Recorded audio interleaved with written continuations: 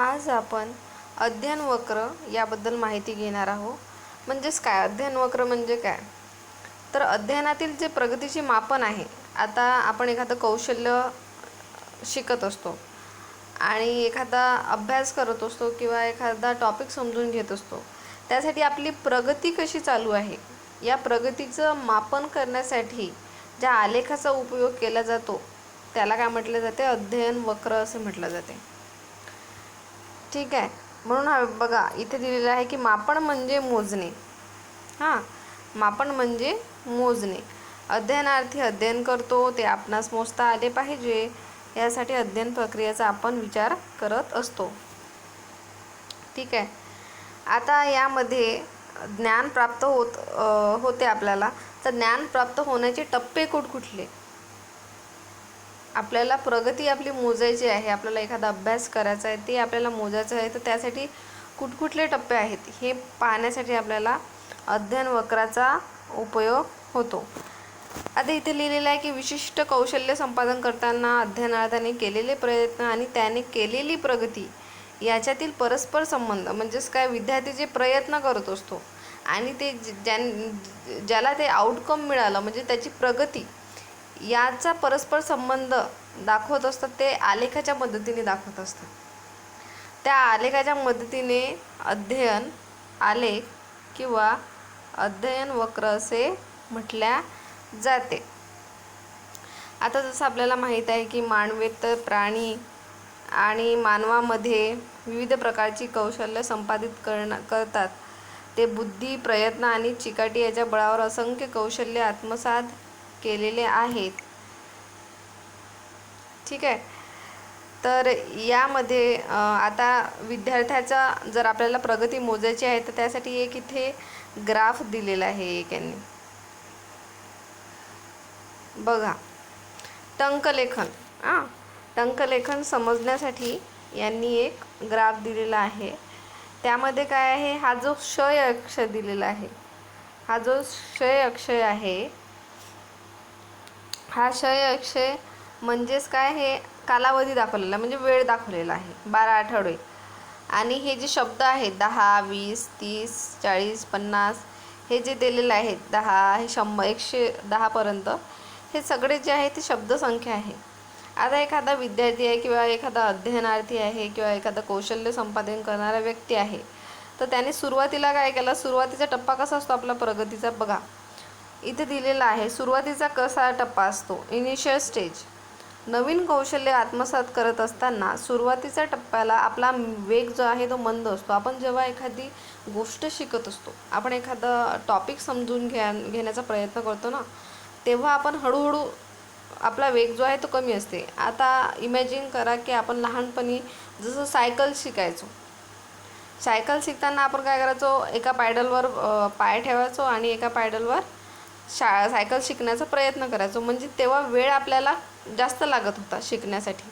मग एकदा हळूहळू जेव्हा आपल्याला सायकल यायला लागली तेव्हा आपण हळूहळू सीटवर बसायला लागलो आणि सीटवर बसल्यानंतर आपण फास्ट सायकल चालवायला लागलो. तर हे आपले प्रगतीचे टप्पे आहेत. म्हणजे एखादं कौशल्य प्राप्त करण्यासाठी जे टप्पे असतात, जे पाथ असतो त्याला म्हटलं जाते, म्हणजे तो प्रगतीचा जो आलेख आहे त्याला अध्ययन वक्र असं म्हटलं जाते. आणि हे सुरुवातीचा स्टेज कशी असते सुरुवातीची? नवीन कौशल्य आत्मसात करत असताना आपला वेग हा जो आहे तो मंद असतो. आणि नवीन परिस्थितीशी काय असते मंद? कारण की नवीन परिस्थिती असते ती आणि त्याचं आकलन, समायोजन. आकलन म्हणजेच काय, आपल्याला आयडिया आली पाहिजे पूर्णतः की याचा हँडल कसा आहे, याचा स्पीड ब्रेकर कसा आहे, काय कसं आहे, याचं आकलन आपल्याला होतं. समायोजन म्हणजे आपल्या परिस्थितीशी त्याला ॲडजस्ट करून घेणे, त्याला म्हटलं जाते समायोजन. नवी कृती करणे म्हणजे आपण काहीतरी नवीन करत असतो ना तेव्हा एखादं कौशल्य शिकताना ते यात आपली शक्ती, बुद्धी ही खर्ची पडत असते. आपली जी शारीरिक शक्ती आहे ते आणि आपण जो विचार करतो, बुद्धी ही जी असते ते खर्ची पडत असते. म्हणून आपला जो वेग असतो तो कमी असतो पहिल्यांदा. नंतर काय असते आपल्या प्रगतीचा टप्पा? जलद प्रगतीचा टप्पा. जलद प्रगतीचा टप्पा कसा आहे? जलद प्रगतीचा टप्पा म्हणजे हळूहळू आपली जे प्रगती असते ते वाढायला लागते. त्याला इंटरमिडिएट स्पूट असे म्हणतात. सुरुवातीच्या टप्प्यात मूलभूत गोष्टी शिकल्यानंतर, आता आपण बेसिक नॉलेज घेतलेलं आहे एखाद्या कौशल्याचं, तेव्हा ते शिकल्यानंतर प्रगती जलद गतीने होऊ लागते. मग प्रगती हळूहळू वाढायला लागते. सुरुवातीच्या काळात ज्या गोष्टी येत नव्हत्या त्या आता येऊ लागतात विद्यार्थ्याला किंवा आपल्याला. तर हे ज्या गोष्टी आहेत ते येऊ लागतात.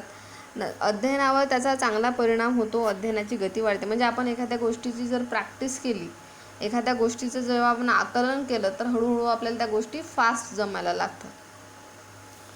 ठीक आहे. आणि तिसरी स्टेज काय आहे आता पाहू आपण. प्रगती थांबण्याचा काळ किंवा पठारावस्था. पठार म्हणजे आपल्याला माहीत आहे, पठार म्हणजे समांतर.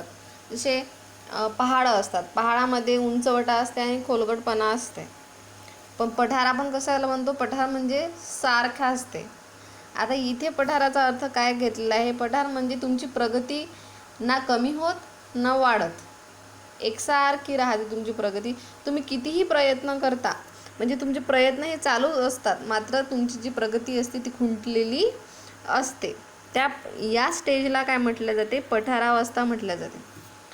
आता पठारावस्था ही प्रगती होत नसल्याची साक्ष देत असली तरी रवत करण्यासाठी अवस्था नसते. म्हणजे शांत बसण्यासारखी किंवा आता यावर काहीच होऊ शकत नाही अशी बसण्यासारखी ती अवस्था नसते. जरी प्रगती थांबण्याची अवस्था असली तरी ही प्रगतीची कमाल मर्यादा नसून ती येथून सुरुवात होत असते. म्हणजेच काय? प्रगती इथे थांबलेली नसते. आपल्याला असं वाटतं की प्रगती इथे थांबली, पण प्रगती थांबलेली नसते तिथे.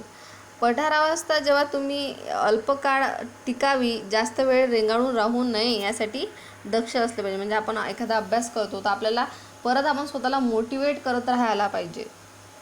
काही लोक असतात की पठारावस्था आली की ते सोडून देतात अभ्यास करणं किंवा एखादं कौशल्य शिकणं. तर तसं नाही करायला पाहिजे. आपण स्वतःला मोटिवेट करत राहायला पाहिजे. अध्ययनात ही अवस्था दोनदा किंवा त्यापेक्षा जास्त वेळ येण्याची शक्यता असते. दोनदा किंवा त्यापेक्षा जास्तही येऊ शकते. समजा अध्ययनार्थाची उंच उडी मारण्याची कौशल्य आत्मसात करीत असेल,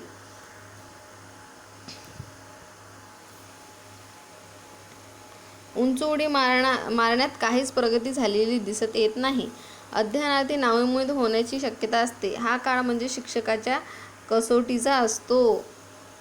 म्हणजे विद्यार्थ्याला तेव्हा नाराजगी असते, विद्यार्थ्याला समजत नाही काय करायला पाहिजे. तर हे शिक्षकांना यावेळेस कसं असते? कसोटीचं असते. शिक्षकांना आपल्या विद्यार्थ्यांना समजून सांगण्यासाठी एक कसोटी लागत असते. अध्ययनार्थाला येणारा कंटाळा, वाटणारा निरुत्साह किंवा जाणवणारी विमुक्तता शिक्षकांनी त्याला समजावून सांगून दूर केली पाहिजे. अध्ययनार्थांना प्रोत्साहित करणे, अध्ययनार्थाला चिकाटीने प्रयत्न चालू ठेवण्यास अध्ययनार्थाला प्रवृत्त केलं पाहिजे. म्हणजे आपल्या विद्यार्थ्याला आपण प्रवृत्त करायला पाहिजे की तुझ्याच्याने आता जरी जमलं नाही तरी ते जमणार. हळूहळू त्याला एकदम निगेटिव्हली सांगणं चुकीचं राहणार. पठारावस्थेचा काळ लवकरच संपेल याची जाणीव करून दिली पाहिजे. ही जी प्रगती थांबण्याचा जो काळ आहे तो संपून जाणार याची जाणीव त्या विद्यार्थ्याला करून दिली पाहिजे आपण. अध्ययनार्थाला प्रेरणा आणि प्रोत्साहन. बघा, प्रेरणा आणि प्रोत्साहन म्हणजे मोटिवेट करायला पाहिजे, त्याला प्रोत्साहन द्यायला पाहिजे. आणि मग हळूहळू या पठारावस्थेतून बाहेर पडण्यास त्याला मदत होते. अंतिम प्रगतीचा टप्पा. आता एंड स्पोर्ट. अंतिम प्रगतीचा टप्पा म्हणजेच काय? आता पठारावस्था ओलांडून जेव्हा प्रगतीच्या अंतिम टप्प्यात प्रवेश करतो तेव्हा त्या प्रगतीचा उगम म्हणजे प्रगतीचा वेग जो आहे तो उत्तम होत असतो. आता त्याला आपले प्रगती थांबलेली आहे, ही पठारावस्था आहे, तर त्यानंतर त्याचा एक मोटिवेशन त्याला मिळून तो आणखीन चांगला अभ्यास करायला प्रवृत्त होत असतो. त्याला प्रोत्साहन मिळाल्यामुळे त्यामुळे प्रगतीचा वेग जो आहे तो वाढत असतो. पठारावस्थेत झालेल्या दृढीकरणाचा अध्ययनाला फायदा मिळतो, पण यात प्रगतीला मर्यादा असते. ठीक आहे, यात प्रगतीला मर्यादा असते. शारीरिक परिसीमा.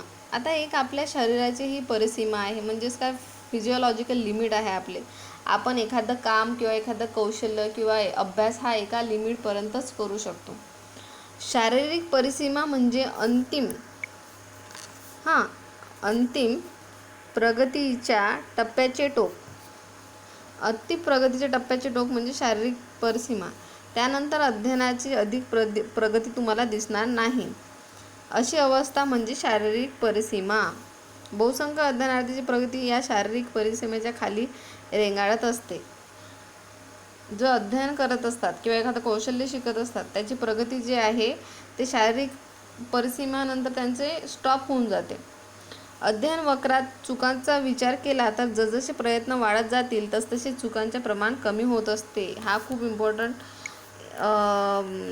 भाग आहे यामधले. जर विद्यार्थ्याला आपण नेहमी त्याला प्रॅक्टिस करायला लावू. शिक्षकाला का उपयोगी आहे? कारण की विद्यार्थ्यासाठी खूप जास्त उपयोगी आहे. आपण विद्यार्थ्यांना जर मोटिवेट करत राहू, विद्यार्थ्यांना जर प्रॅक्टिस करायला लावू एखाद्या सब्जेक्टबद्दल, तर तो काय करणार? त्याची प्रगती वाढत जाणार. आता बघा हा आलेख आहे इथे दिलेला. सुरुवातीला काय आहे इथे 12 आठवडे दिलेले आहे. सुरुवातीचा बघा प्रगतीचा टप्पा कसा आहे. सुरुवातीचा स्लो आहे, मंद आहे. नंतर मग हळूच जलद गती म्हणजे वाढायला लागते प्रगतीचं. नंतर हे बघा पठारावस्था आहे. इथे ना तर कमी झालेलं आहे ना तर जास्त प्रगती वाढलेली आहे. आणि अंतिम टप्पा म्हणजे इथे प्रगती वाढलेली दिसते आणि परिसीमा म्हणजे इथे स्टॉप झालेली दिसते. हा स्टॉप झालेला आहे. एक शारीरिक परिसीमेनंतर तो ग्राफ जो आहे तो स्टॉप होऊन जातो. ठीक आहे. आता ह्या अध्ययन वक्र समजला असेल तुम्हाला. आता बघा हा दुसरा वक्र आहे इथे दिलेला. हा दुसरा वक्र कसा आहे तर चुकांची संख्या आहे. ही 2 ही संख्या जी आहे ही चुकांची संख्या आहे. 2 4 6 8 10 12 14 16 आणि हा जो कालखंड आहे तो 1 2 3 4 5 6 7 8 9 हा क्षय असा आहे. तर बघा चुका इथे दिलेल्या आहेत की कृती म्हणजे वरील आलेखात 8व्या प्रयत्नात चुका 0 झालेल्या दिसून येत आहेत. बघा इथे जे आहे इथे प्रगती 0 झालेली दिसते. चुका 0 झालेल्या दिसतात. कृतीला लागणारी वेळही प्रयत्नाच्या संख्येबरोबर कमी होत जातो हे खरे आहे. म्हणजे वेळ प्रयत्नांच्या संख्येबरोबर कमी होत जात असते. वेळ कशी होत असते? आपण जितके करण्याचा प्रयत्न केला तर वेळ पण कमी लागतो. म्हणजे एखादा गोष्टी जर आपण शिकली, समजा गणित करायचा आपण विचार केला तर एकदा आपल्याला जर गणिताचा फॉर्म्युला समजला किंवा गणिताची टेक्निक समजली तर आपण त्या गणिताला सॉल्व करण्यासाठी पण वेळ कमी लागत असतो. एक लक्षात घ्या. चुका कमी झाल्या की वेळही कमी होत असतो. जास्त वेळ लागत नाही मग त्याला. हा या आलेखाचा अर्थ आहे. आणि आता इथे दिलेला आहे की पठारावस्था निर्माण होण्याची कारणे काय. आता आपल्याला माहीत आहे की प्रगती आपली जास्त खुंटत नाही आणि वाढतही नाही. ती अवस्था म्हणजे पठारावस्था म्हणजे समांतर. No change in that situation. तर पठारावस्था निर्माण होण्याचे कारण. आता हे कशी काय निर्माण होते पठारावस्था.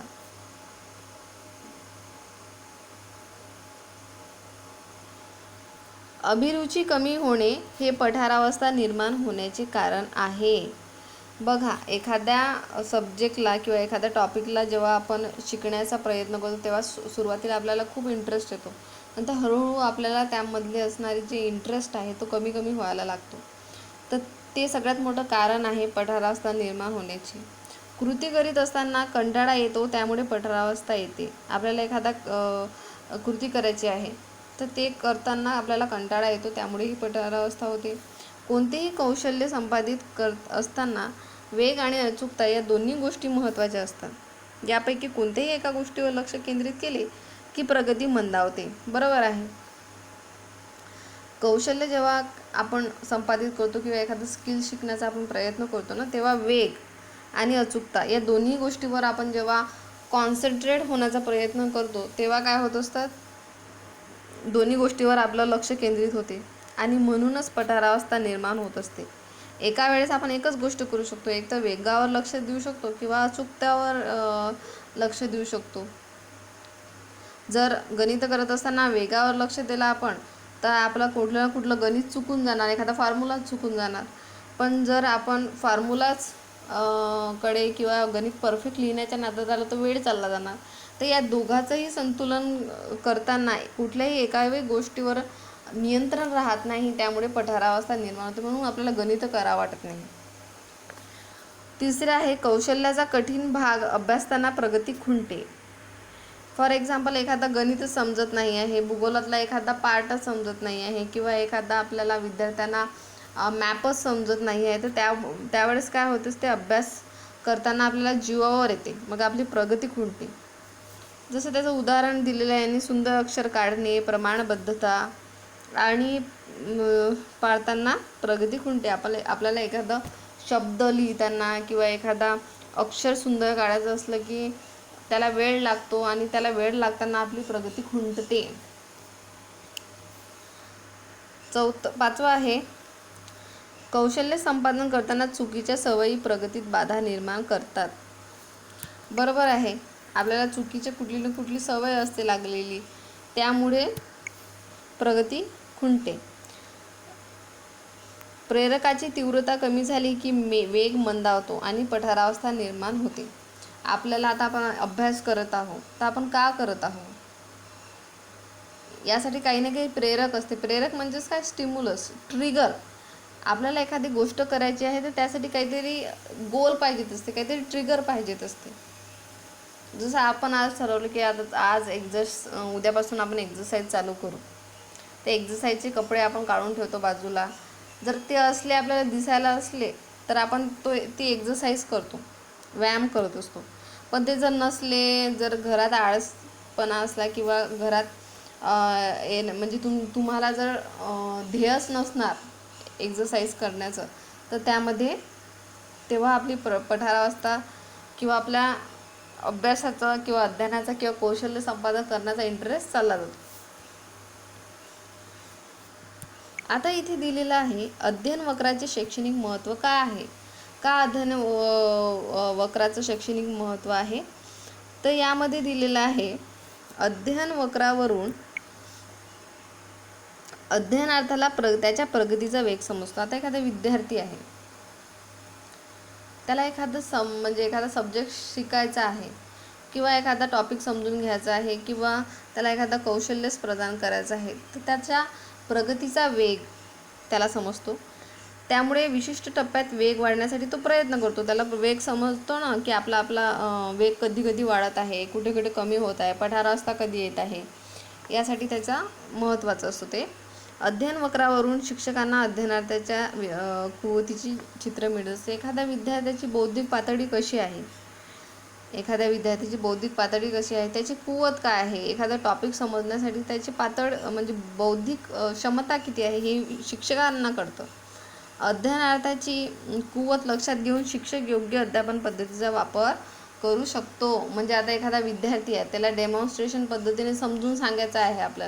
आपल्याला माहीत आहे की त्याला तसं थेरॉटिकली समजून कळणार नाही, तर त्यासाठी आपण डेमॉन्स्ट्रेशन पद्धतीचा म्हणजेच त्याला वस्तू दाखवून त्याला आपण समजून सांगू शकतो. त्यामुळे अध्ययन वक्राची आवश्यकता असते, शैक्षणिक महत्त्व आहे. तिसरा आहे अध्ययनात कोठे कोठे पठारावस्था निर्माण झाली हे अध्ययन वक्रावरून जाणून घेता येते.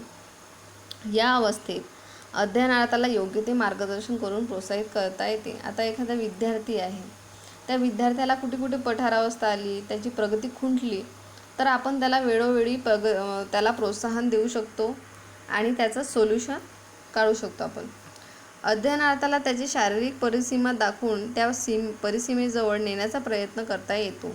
अध्ययनार्थाला त्याची शारीरिक परिसीमा दाखवत असते की तुझी लिमिट एवढी आहे, त्याच्यावरती तुझी प्रगती जाऊ शकत नाही. म्हणजे आपल्याला आपली रिॲलिटी समजून जाते. त्यासाठी हे अध्ययन वक्राचा शैक्षणिक महत्त्व आहे. अध्ययन वक्रावरून अध्ययनकर्त्याच्या प्रगतीचा अंदाज बांधता येतो, किती त्याची प्रगती झालेली आहे. हे समजते आपल्याला. प्रेरणा देण्यासाठी त्याचा उपयोग होतो. आपल्याला त्याला मोटिवेशन देता येते. मग आपल्याला कळाली की या विद्यार्थ्याची एवढी प्रगती झालेली आहे. तर हे आहे अध्ययन वक्र आणि अध्ययन वक्राचे शैक्षणिक महत्त्व. आय होप तुम्हाला कळलं असेल.